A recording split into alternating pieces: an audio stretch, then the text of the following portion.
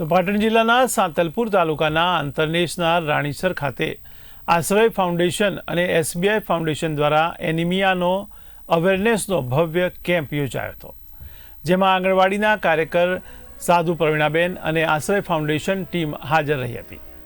આ કાર્યક્રમ અંતર્ગત તલાટી કમ મંત્રી સીઆરસી સહિત રાણીસર સ્કૂલના આચાર્ય પણ હાજર રહ્યા હતા।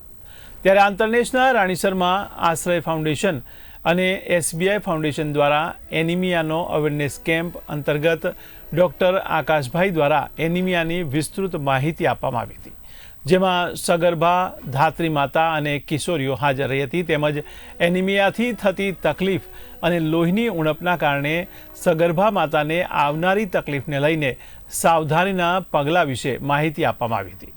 ત્યારે લોહી વધારવા માટે કયા પ્રકારના ખોરાક લેવા જોઈએ, જેની કાર્યક્રમ અંતર્ગત વાત કરવામાં આવી હતી।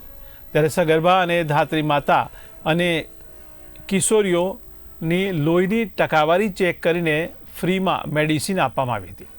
કાર્યક્રમના અંતે આશ્રય ફાઉન્ડેશન અને એસબીઆઈ ફાઉન્ડેશનનો આભાર વ્યક્ત કરવામાં આવ્યો હતો।